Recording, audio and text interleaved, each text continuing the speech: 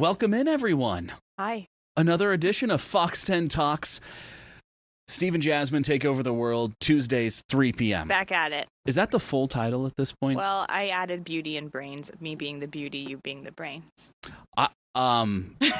I want to take offense to that, but I don't. I take that as a wonderful compliment. Yeah. I just don't know how I feel about being specifically not the beauty. You can't have it all. Yeah, and I disagree with you not being the brains of this operation over here. Well, I'm currently trying to get my laptop to work. Today I wasn't brainy. First Jasmin. rule of TV is don't wear green, and I wore a green dress, so that's why I'm wearing this jacket, because then I'm just a talking head. No, I don't think you wore a green dress. I think you wore a dress that is a television that is showing whatever the background So this is why I'm is. wearing this giant jacket, FYI. Because we wouldn't be able to tell who you are. No. You'd just be a floating head over Yeah, here. which is also fun. And then I also made an unfortunate mistake is I wore what you and I agree is blue. a blue shirt. Yeah. And for some reason, the camera says, no, that blue is very much a green. Yeah. So I don't have a jacket, and you can see the Fox 10 Talks. You still have a body. That looks great. Yeah. Shout out to all the engineering teams here that have furiously spent the last 5 minutes trying to fix my shirt here. We're a problem today. We are very much a problem. I know. We have both been very busy today. I feel like I haven't seen you at all No, I throughout was this whole work day. barely at my desk today. Busy day. Lots going on. A lot going on. And then while I was out working on my story, I was out on an interview about 2 hours ago. All of a sudden, my phone started blowing up from different people being like, Ozzy Osbourne died. 76 years old. 76. It feels like, this is going to sound awful, but like, it feels like he's been 76 for a long time. Yeah. Like when we look back at the reality show, I think we all would be stunned to know we got this far with him, but he really rebounded on life and everything. We said he was 76 in dog years because, Yeah. I mean, he's just lived such a life. Such a life. He lived a life. He lived it to the fullest.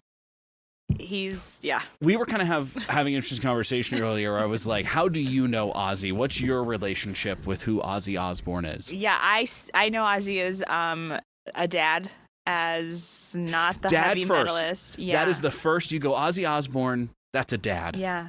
I know Interesting. his wife, I know his daughter, and then I know him as, Black Sabbath, right? Mhm. Yeah. Mhm. So I was saying that a lot of his reality show clips have been trending now that like he had that concert the other day, and he's just been in talks of his health and stuff, and he's just you expect him to be scary, but he was just such an approachable dad. Oh, yeah. I think like his kids always came to him. They were just always open with their topics from all sorts of things that I probably wouldn't talk to my dad about, but yeah. But it's reality TV, so you have to. Yeah. What I always thought was interesting about that show was, I mean, what made it interesting was that it was Ozzy Osbourne, the guy famous for being a crazy guy on stage. I mean, he bit a bat on stage, this whole thing, right?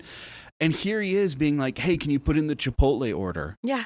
I mean, I remember there was a whole episode where like he was just talking about how good Chipotle burritos It were. was hilarious. It gave you a totally different side to him. Yeah. Which, yeah, you wouldn't expect from the dark, scary, screaming guy on stage. I noticed that you didn't say bat at any point.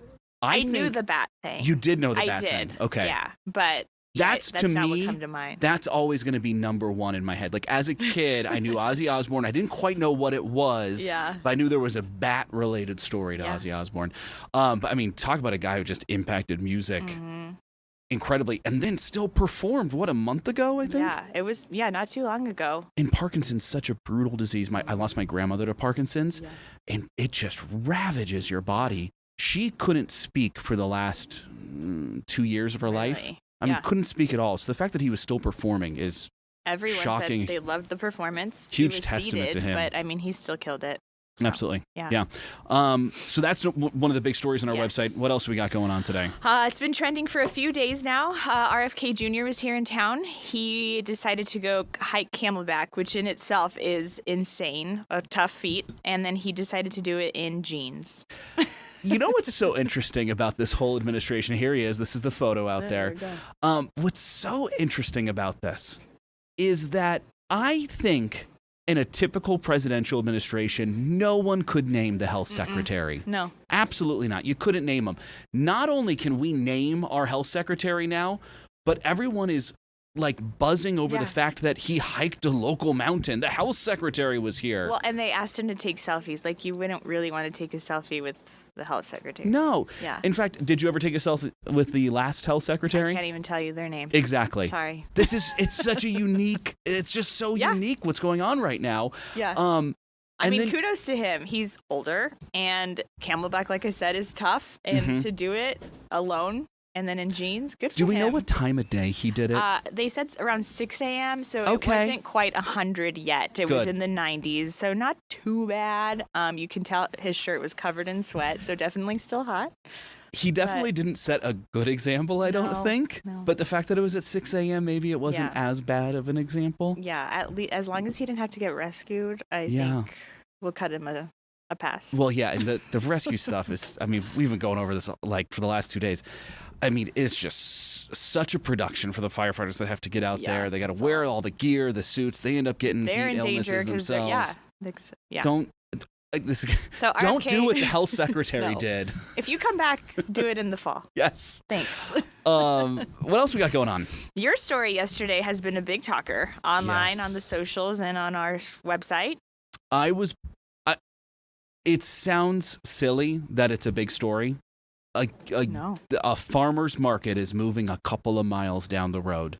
But it has a big impact. It just doesn't seem like it should, though, right? But that's what's so great about this is that it's just a bunch of people getting together selling goods, but it's blown up into something so much more. They've been doing it since 2010, 15 years now in this little lot that you're looking at, the Gilbert, the park and ride that's right here, right next to downtown. So I guess the city's basically said they need that park and ride. They want to do something with it. They haven't really clarified too much about what that is, but they're trying to expand the downtown area. Okay. The guy who runs the farmer's market, Dan, he told me, he's like, I don't have any bad blood towards the city. They've been great throughout this whole thing. They've told us for a while this could happen. And they essentially kicked him out. They said they're moving how far? A few miles. Okay. So, but the funny thing is they're moving to Chandler. So the Gilbert Farmers Market in Chandler. Interesting. But it's on Gilbert Road. Okay. So that's how they're kind of still keeping that. They said they might change the name in the future. But while they're still getting business because people can follow them, you were saying that the businesses around that park and ride are kind of bummed because people usually pop in for coffee after, or breakfast, or other things. Candle Chemistry, they talked to us on camera about this. They said that so it's Saturday mornings is when they got this thing going on, and it's every Saturday. Yeah. Summer, winter, doesn't matter, raining, whatnot, they're going to put on that farmer's market, which is, I think, unique in the Valley. Not everyone does that. No, not every Saturday. They said that they open at 10 a.m. on Saturdays, and people would be lined up out their door on Saturdays, and they credited that completely to the farmer's market because you just got so many people there. You know, I live in Gilbert. Yeah. It is impossible to park downtown on Saturday mornings. Like, just don't even bother going there unless if you want to spend the day. Yeah. Because it's just so filled with people. This thing has become an absolute institution there. So it's a huge bummer to lose it for those businesses, for the community, that vibe. They're going to a place with a bigger parking lot, though. Yeah. So that's the good news. More vendors, maybe. More vendors. They say they're going to have music, too. They're going to have games, all of those things that they haven't been able to do space-wise here. At the same time, it's not downtown anymore. You mentioned vibe. When I think Gilbert vibe, I think like the water tower, just like small town vibes, farmers market. I don't picture like a high rise or, more commercial type businesses. So hopefully that's not what goes there. But you literally think the vibe. Farmers market is what you think when you think of like Gilbert. Oh, that farmers market on Saturday cute morning. Little mom and pop ish type restaurants, businesses. You walk through. Kind of like a southern town vibe, but in Arizona. So Liberty Market I talked with there. That's where that's a great locally owned place. It's a historic market that they've turned into this awesome restaurant. The owner there, he was saying, he kind of had a funny way of saying it. He's like, if you look at like the body of what downtown Gilbert is, that farmers market is an arm of it. Yeah. So it's not the whole thing. Yeah. Downtown Gilbert's going to be okay. Keeps them together. But like it's, they're losing a limb. They're losing a piece of it. Hopefully people stay loyal to those businesses, pop over to Chandler, and then make their way over back to the... It's right on the border with Chandler. I want you to be clear on that. So it's the Chandler Gilbert Community College. Okay. That's a different vibe. They know that For too. sure. They're aware that it's a whole different thing. They're hoping that the extra space will cause everyone to say, this is an awesome event in its own right, not just because of where it was.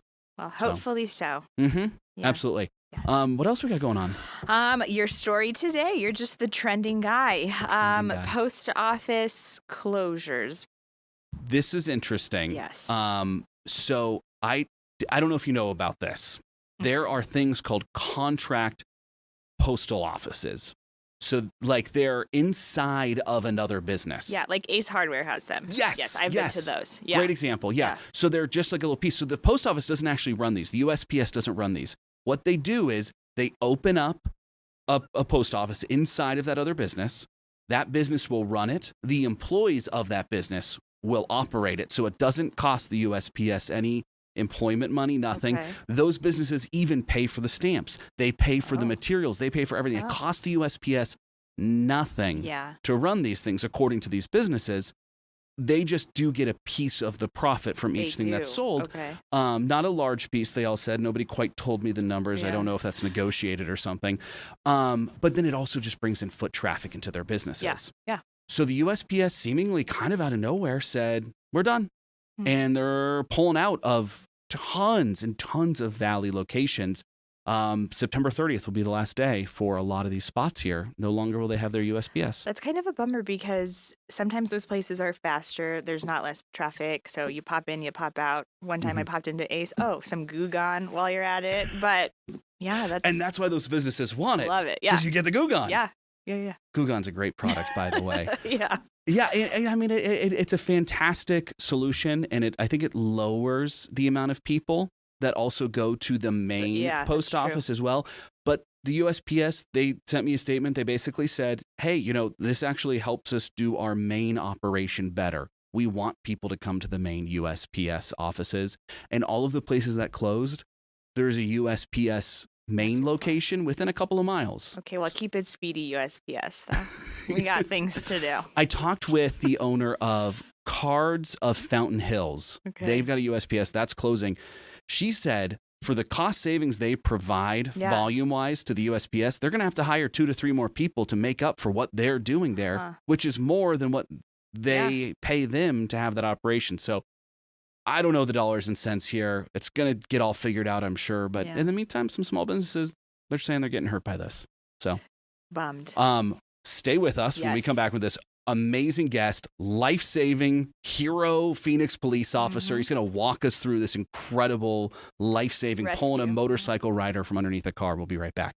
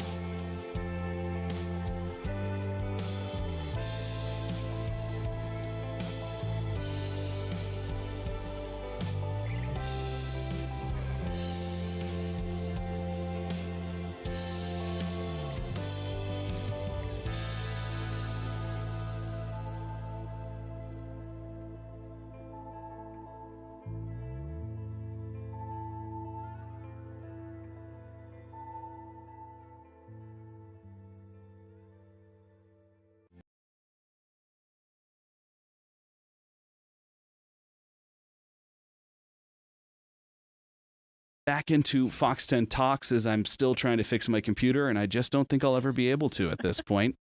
As you see me clicking through. Jasmin, we have a guest with us. We do. Who is this? Sergeant Jarrett, welcome. Yes. Ricky? Yes. Thanks for coming in, first off, to talk to us. On his day off. On his day off. Very appreciated. I am pretty blown away talking to you after seeing the video, the body cam video of what took place. It was last month, right? Correct, yes.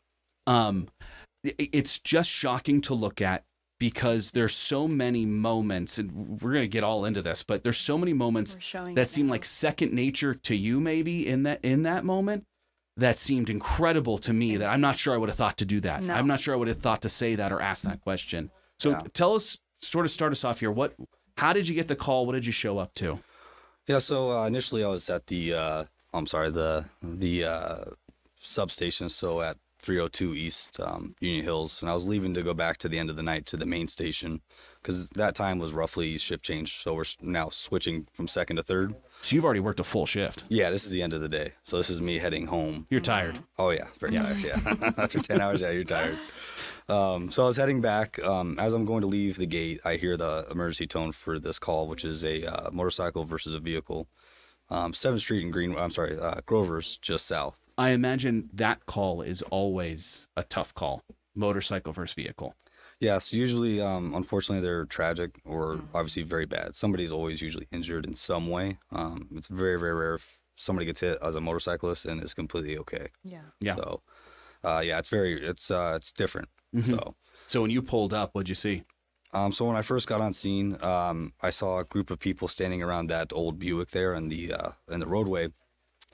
So my initial reaction was trying to figure out how many people were on that motorcycle, because you never know if it's going to be 2 or 1 rider, and then ages, right?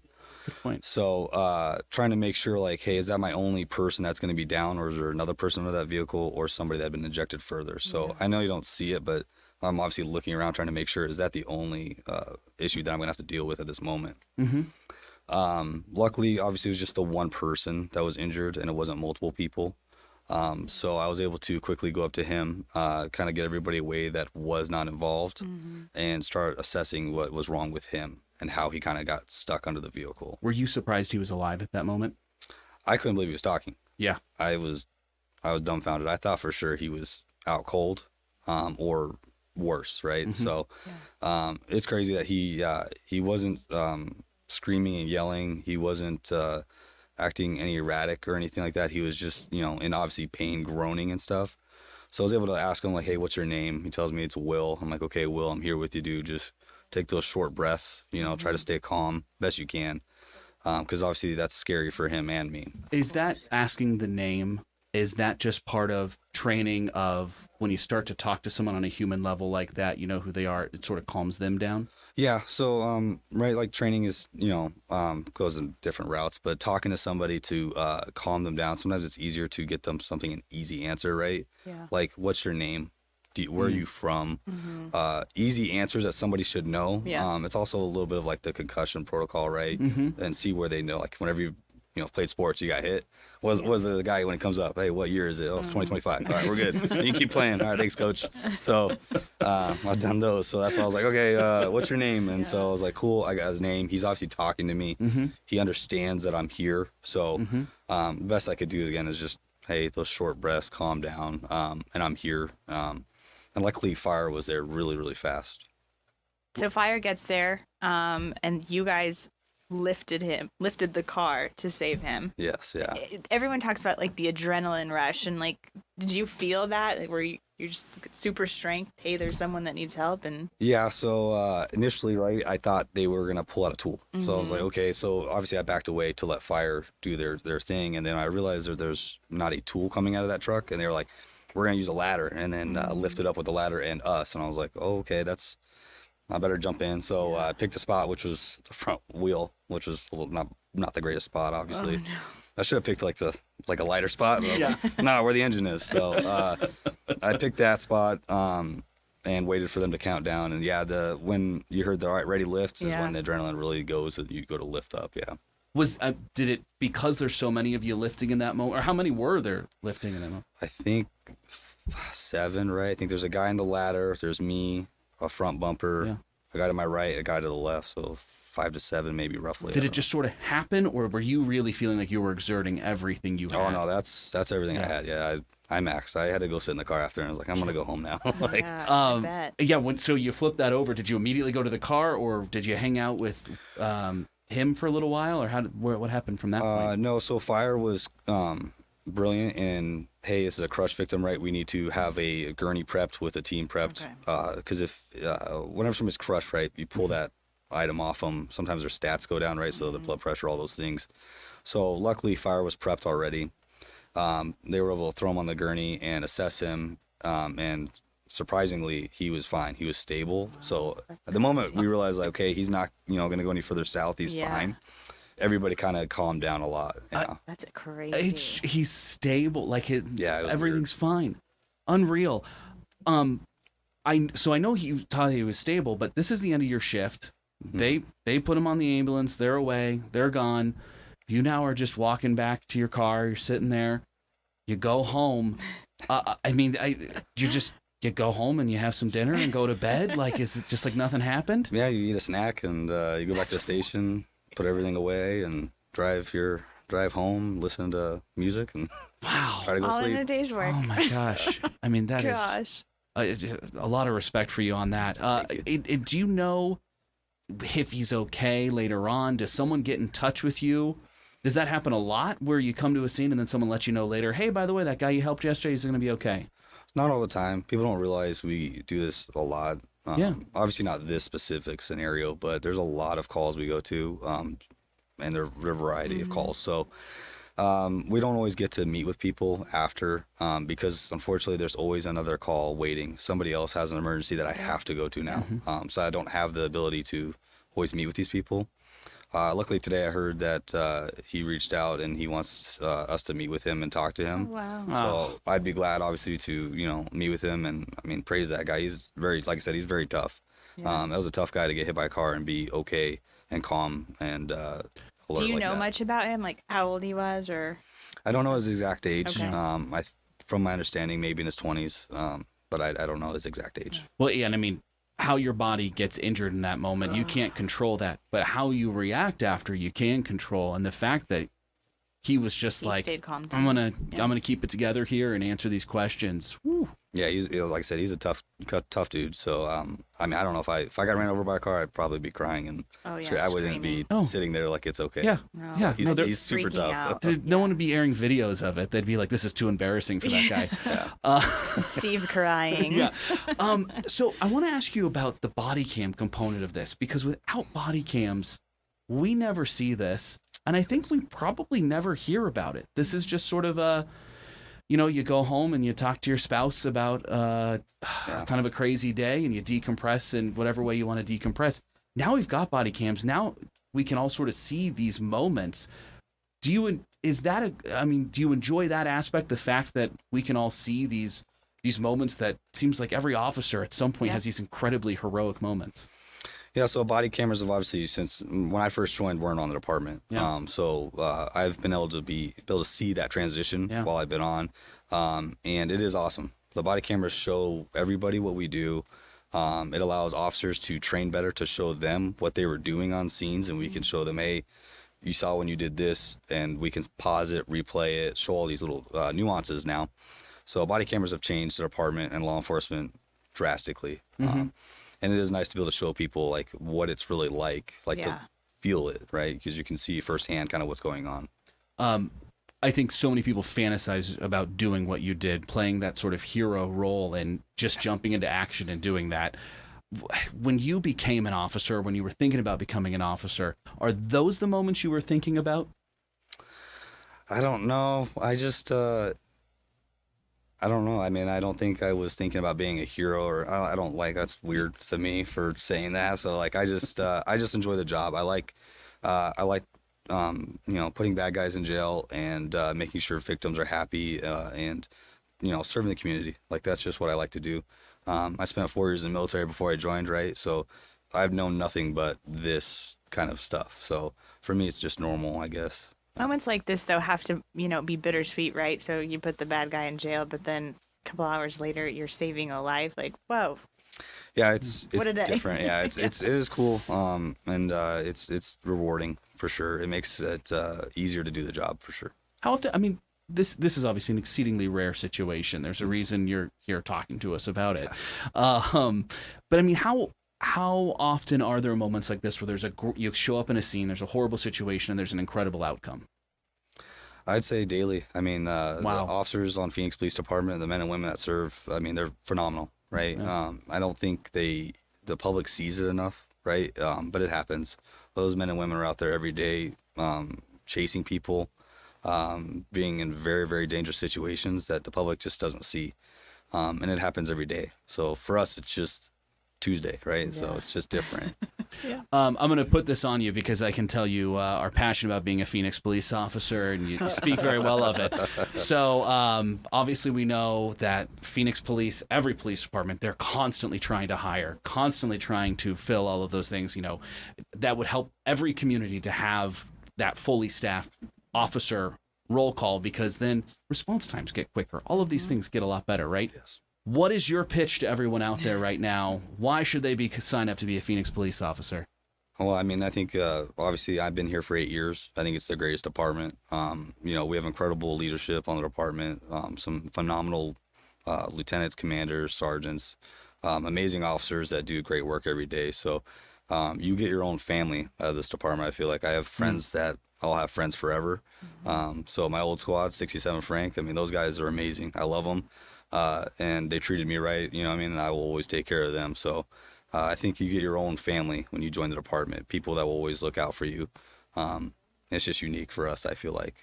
Sergeant Bauer, how did he do with that answer? Was that pretty good? It was perfect. It was good, right? Say join PHX PD. Join PHXPD. It's throwing in all the handles and everything over there. Sergeant Brian Bauer, who joins us every weekend, by the way, on AZAM, talking Silent Witness as well. Appreciate him coming in, hanging out with you here for this one. Thank you so much for coming in. Thank you for what you did. You saved a life. Thank you for having me. Appreciate it. That's a pretty cool sentence, isn't it? Yeah, it's cool. It's a cool sentence. And that reunion happens, you keep us in touch. We want to be a part of that. Yeah, for sure. Thank you. Thank you for everything. Yeah, those are the best stories, aren't they? The reunions. That you guys make our jobs fun when you have those stories. Yeah. So keep them up. Yeah, keep them up. Sounds Keep good. saving lives. Thank you so much. Appreciate you, Sergeant. Thank you. Thanks for what you do. Jasmin, we're going to be right back in just a minute. We're going to do the show before the show. We're going to walk around the newsroom, see what's going There's on a lot today. more going on. So Yeah. we'll be right back with that one.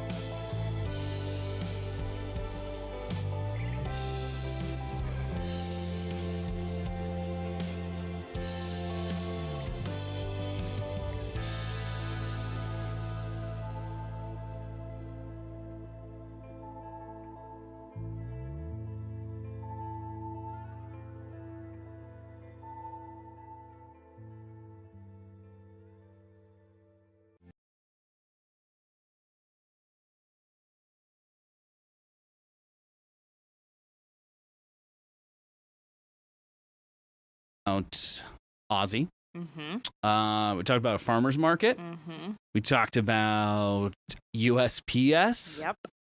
And we talked to Gilbert for 5K. Saying we talked about a farmer's market and then USPS makes it sound like the most boring thing in the entire world. No, That is not the most two exciting words back to Give us back. credit. We also talked about what not to wear on TV next time you're on TV. So very I well-rounded swear this show. is blue. This is blue. It's like teal, Oh, I think. teal. Like aqua. It's aqua. Aqua. No one's ever said you can't wear aqua in front of a No. green screen. No. Do you think there's people at home right now that are just finding out this is a green screen and they thought that this was actually We were in the clouds. like a skyscraper set here? Sorry we to didn't peel kill back any the magic, curtain. yeah. Well, we get to do something right now, Jasmin. And by the way, so happy we're back together on this whole Finally. thing because this is, I think, the 5th show and only the 2nd time we've done it Vacations, together. kids, all the things. All the things. We're back together. The Yes. band's back together.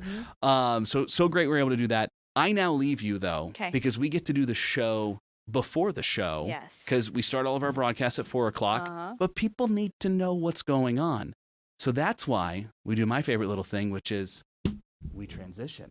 Ooh. Transition. And look at that. And look now I'm at gonna that. take this off And now I'm going to take this off because I was getting some feedback there. That was no fun. Hello. And now you can see that, yes, indeed, it was a green screen the entire time as I stand up and we walk out of the room. Oh, and Levi turns on the light right there. We walk out of our studios here. Hi, Isabella. How are you? Thank you for getting the door. We say goodbye to Jasmin over there and the whole news team as we walk through what is also another second Fox 10 Talk set because you can't have just one. And Levi, that was magic right there. You just opened the door with your back while moving through. So then we enter such a great spot here, the atrium. I feel like every time I'm in the atrium, we always have a little bit of an atrium story that we have to go over. We've talked about how this used to be a hall or an alleyway here. Hey, John Hook, walking through the atrium right here. This is a celebrity stop. John Hook on his way to conceivably get something out of the refrigerator. John Hook, welcome to the show before the show. This is what you've been reduced to? I used to be big time, John. I don't know what happened. What do you got going on over here? Coffee going. Yeah, this gets me ready for the 4 and the 5. The 4 and the 5. What do you do Yes. for the late shows then? If this is for the 4 and the 5, Nothing. just rub your eyes, trying to stay awake. Try to stay awake. Try to stay in it. And, Fantastic. that's it. Yeah. Yeah, Go ahead, please. sounds good. Oh, thank you very much. Thank you, Isabel, for getting the door for us Okay. as we enter the newsroom at this point. I'm gonna go work. I don't know what you're doing. But I'm not. I'm definitely not working. I'll tell you that much. They pay me to do this. Just walk around and chit chat. So let's enter into the newsroom right now. Oh, who's that there? You know, Ashley, we have to talk. We have to talk because this was too perfect. So did you see the Coldplay situation? You know, the viral video of How could I not? the CEO and the HR exec. Everyone's been kind of talking about the fact that if they didn't react, none of us Yeah. would have known anything would have happened. I know, right? Well, so I was just coming in here, and it seems like every time we do this, I always talk to you, and you never want to talk to me. So what just happened when I walked into the newsroom? I attempted to be busy talking to Rachel, and then I went like this. But I guess because I reacted that way, you decided to just put a target on me, huh? I Yes, did. Here I am. So that's a good learning lesson that you didn't learn anything from the Coldplay I guess concert. not. I guess not. If you had just slowly turned away, maybe I wouldn't have or like noticed you. been busy or doing something. Or Yeah. on the phone. Why didn't I think Oh. of that? Yeah, well, you do have the headphones in. You could have pretended you Just were talk to myself. Yeah. Yeah. Yeah. Sorry. That actually would have worked. I would have walked away terrified. I'll see you on TV today. Yes, I'm going to be anchoring the 7 and the 10 o'clock. So if you're around, come check in. The 7 is on KUTP, our sister station. The 10 is on Fox 10. Fantastic. And of course they'll be around. Yeah. These are our loyal Fox 10 viewers. They're going to watch every edition of Fox 10, of course, right, everyone? All right, let's keep going through the newsroom. By the way, when we talk about how Jasmine's the managing editor, she's over there. See her? That's her desk over there. That's where she sits, the managing editor. They have like what's that? Like a perched view of the whole newsroom. They have to stand above us to, just feel powerful. Managing editors, they decide everything. They feel powerful, so they get to sit up top. Let's go. This is one of our edit bays here. Hi, Nicole. How's it Hi. going? Oh, it's going okay. We've got a sad story today we're working on. So it's not good. That was a great way to start, just to make, because I always come in with a establish that we're not talking about happiness Got right it. now. I always enter every single room with a giant smile on my face. Which is great, and we welcome that. Yes. But yeah, we're not talking about happy news Got it. today. And we got Mitch here too. Yes, Hey, Mitch, how you doing? What's going on? Party people. All right, so tell me, what have you been working on today? So, unfortunately, there was a man who went fishing in the Salt River yesterday and went missing. His wife, he didn't call home. He didn't show up at home. And so Maricopa County Sheriffs went and searched for him today. Unfortunately, found his body today. So there's still a few questions about what exactly happened. The good news is no signs of foul play. So, but that's, the silver lining, I guess, in this is that luckily they're not looking at any criminal acts right now. But still, this lovely woman, her name's Nicole Nichols, she spoke with one of our photographers this morning on scene just about her husband. We're hearing... That's the wife, right? Yes, and she spoke while they were still looking for him. She was too distraught afterward, understandably so. But apparently they had like 9 children. So just a big family man. She said she had told him, you work too hard, you need to get a hobby. And so he picked up fishing. They loved going fishing on the Salt River. So just a really sad story. We're going to be talking about it at 5 o'clock tonight. Yeah, I mean, it is a great place to fish. I feel like every time I've gone on the Salt River, you always see several fishermen out there. And it's a lot of rocks. There's not a lot of sandy spots to put the line in. So you stand on a lot of rocks. You absolutely could slip or something. Who knows what happened here? But every so often, that current can be stronger than you think. Exactly. Like sometimes when you go in there, you think, oh, it's like not, the water isn't too high, but like you said, the current. So still working out some of the details on what exactly happened. We may never know exactly what happened, but unfortunately a family in mourning tonight. And we're going to, give his wife a little time to talk about her husband at 5 o'clock today and just keep people up to date, because people, when there are big searches like this, they had helicopters out, they had, a ton, they brought everybody out to do this. They had their airboat out on the water. So people want to know what ended up happening, and unfortunately ended in tragedy this time. Can we play a little bit of the story just so people see maybe the process of how we edit these stories, how we put this together? Yeah, here? Mitch, you're putting together this. So he's got the wife. We're starting off with like a little sound bite with her. She's kind of quiet there, but I knew something was wrong when I hadn't heard from him. Kind of painting the picture. There he is, Trevor Adams, just doing what he loved, fishing. We were putting together, mixing some emotional sound, of course, to connect people with this family, connect people with the subject, but then also sharing what the sheriff's office had to say as well. So, but yeah, that video of the search, really extensive. There were not only loved ones, church members that came out, but look, I mean, they had those helicopters up. They were looking, they were very, very dedicated to trying to find him alive. And unfortunately, for circumstances we don't know, did not end that way. Important to get that closure, though. So I'm happy that if he did lose his life, they were at least able to find him so that the family had some answers. And quickly, again, you don't want people to be waiting days and days and just wondering what's happening. So sad story, but awful day for that family. Looking forward to just seeing your report, though, and how this search operated today and hearing from the family wrap it about up him. For the family. Yes. And it's also making this victim real so that we know who he was and why he mattered. Yes, he's not just a fisherman on the Salt River. He is Trevor Adams, a father, a husband, and so we're going to highlight him tonight. Nicole, thank you so much. Appreciate you. All right, we'll leave Nicole alone so she can get back to work, and we'll head back over into the newsroom and see who our next victim I can pull aside is as we're looking around right now at what's going on in the newsroom. Did you see that? Mark just darted away. He looked at us and just immediately darted. They don't realize that this makes me want to stop them, to chit chat with them. Let's go back up here and sit down with JD. Hold on, I'm gonna grab a chair here with you, JD. What I love about you is that this is, I think, the 5th edition of this show here at Fox 10 Talks, 3 p.m. to 3:45. I do it with Jasmin, but you've actually already done it with me more than Jasmin does due to a variety of things. Have you enjoyed it?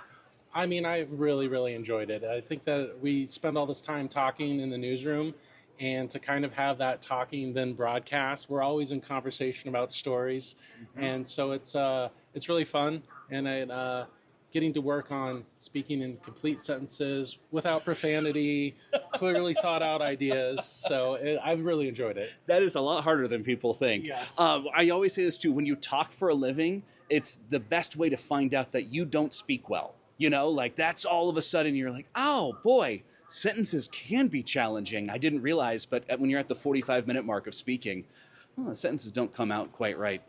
Yeah, I have all kinds of crutches that just become painfully obvious. There's one right there. Yeah. So what do we got going on here at the desk today? So Glendale PD had this really neat event availability for us. One of their officers rescued a dog out of a canal. Oh. And they have body camera video, they have pictures, they have 911 audio. So we need more uplifting stories like that. Yes. So I'm downloading some of the elements. Lindsay's going to be covering it for us tonight. And I understand that later tonight we're going to be able to speak with the owner of the dog who was rescued out of the canal. So anytime that we have an opportunity to tell a fun story, I really appreciate that. Yes, and the hard work that goes into it. We just actually had Sergeant Jarrett on. He joined us live over in the studio for the last 15 minutes. He's the one who pulled the motorcyclist out from under the car with Phoenix Fire. So, again, what I love about this is you get the body cam is so huge for so many important legal reasons and some training reasons and all of those things. But there's also the extra addition where we actually get to see the cool things that happen along the way, too. I think that people really don't realize out in the public is that how many day-to-day things that our civil servants do that are so important. You know, whether it's helping someone with their headlights, changing a tire, getting them some extra gas. I think that the really way that they serve the public goes unknown because we're paying attention to them on these high-profile incidents, but these are people out there who are really helping us day to day. And a lot of law enforcement's kind of can be shy about telling their stories. And so to have 2 days in a row with Phoenix and Glendale police to share their stories with how they're helping the community, I think that it shines a much needed light. We always hear when the bad things happen. It's good to be able to highlight the good things too. Couldn't agree more. Very well said on that whole thing. I feel like that's something that people say a lot about the news is we talk about the bad, not the good. We try really hard to tell the good. This is an example of how we're trying to do that. Thank you, JD. Appreciate you. Shout out to Maroney. Hi, Maroney. I don't know who that is, but shout out to you. Okay. Oh, perfect. Yes. All right. Hey, let's go over here to end it. I didn't tell Levi we were going to do this, but I want to get ready for our show. This is the show before the show, right? After all. All right. Come on in here, Levi. So let's go into the studio here. Looks like we've got a TMZ segment coming up at some point. And, well, that's just a computer screen back there. So what we got is we have the directors back there. They get everything all together to get it ready for the show. They're getting busy right now because in 15 minutes, the show begins. We'll see you then on Fox 10.